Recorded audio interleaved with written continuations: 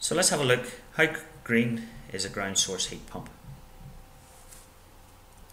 Well, what a ground source heat pump definitely does is that it can lower your carbon footprint as it uses a renewable natural source of heat, and basically that's the ground.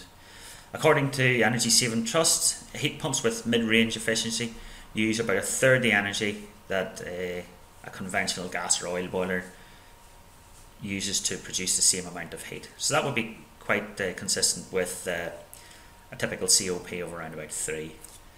But as I said in the last slide, the Energy Saving Trust undertook a series of trials and found that only 13% of installed heat pumps that they tested, and that included both air source and ground source heat pumps, were reached the level of what they classified as a well-performing system.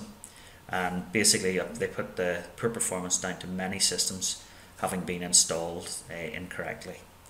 So a heat pump also requires a supplementary source of power, usually electricity, to power the heat pump, so there still remains some CO2 emissions associated with that electric supply unless it comes from an entirely green source such as solar PV or wind power. Ground source pumps, heat pumps, generally suited better to new builds than retrofitting to existing homes. Basically that's because the cost can be reduced if the heat pump is included as part of the original building specification, rather than having to retrofit it to underfloor heating at a later stage. Heat pumps can possibly save you money on your heating bill if you're replacing an electric, LPG or oil system, but they currently may not lead to any savings if you're on the gas network, as they're not very cost competitive against mains supplied natural gas. A well insulated house is essential to best optimise the heat generated by your ground source heat pump. Otherwise the heat that it's generating is escaping too easy. So you need a good well insulated house, preferably with underfloor heating, to marry well with ground source heat pump technology. The heat produced by ground source heat pumps comes at a lower temperature than your typical oil or gas boiler, and that's what makes it ideal for underfloor heating, which runs off lower temperatures. However, the running costs of a ground source heat pump could be higher if you're also using it for your hot water supply, and in addition you may need a supplementary electric immersion heater to keep up with your heating needs. If the ground source heat pump can only heat to 45 or 50 degrees, you may want the temperature of your water a little hotter than that.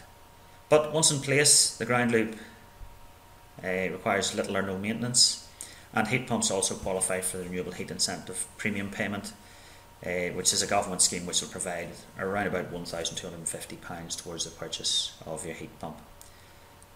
But again, this grant is currently only available to homes who aren't on the mains gas network.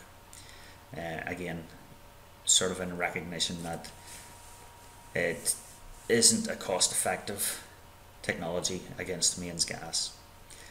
So the full RHI isn't launched yet, but it's expected that when it does, heat pumps will qualify and homeowners will get paid for each unit of heat that their system generates. Typical cost and payback for a heat pump system is difficult to predict, and it really depends on how efficiently the system works. It depends also on the type of system that you're replacing or the type of fuel you're replacing. If you're replacing electricity, your payback will be shorter. However, if you're trying to replace natural gas, it's unlikely that there will be any payback. Also, how you'll use the heat generated from the pump will also affect the payback calculation.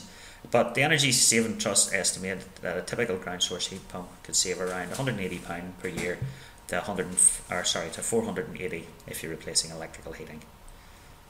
There are wide variations in performance across the range of heat pump products, and the biggest heating bill reductions will be achieved for households who don't currently have the option for mains natural gas.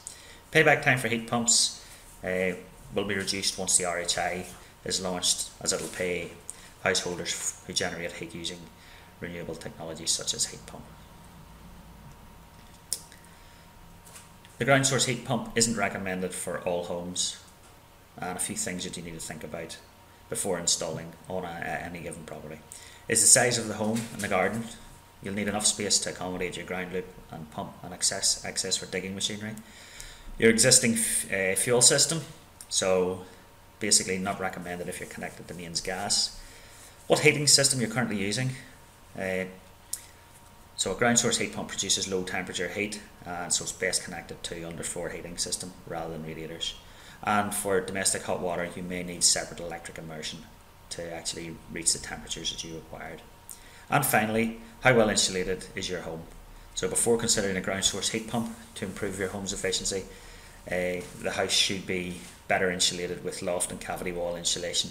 Otherwise, you're just going to be generating heat that you're going to lose very quickly. So, once you've installed a heat pump system, what would you expect from it? One thing you may notice is that your home may take longer to heat up. So generally heat pumps tend to have to run for a longer period of time to give a suitable level of comfort in the dwelling. If you're using existing radiators, they'll feel warm rather than hot, as heat pumps produce lower temperatures than a typical gas or oil boiler. And you'll probably need to have your heat pump running for more hours per day than you would with a standard boiler. And you may also need a separate electrical heater to provide all your heating and hot water needs, as a heat pump may not achieve the high temperatures of hot water that you need for domestic hot water requirements. And one drawback of heat pumps is sometimes the heating controls that come with them can be quite complicated for not only the installer but also for the end user to understand.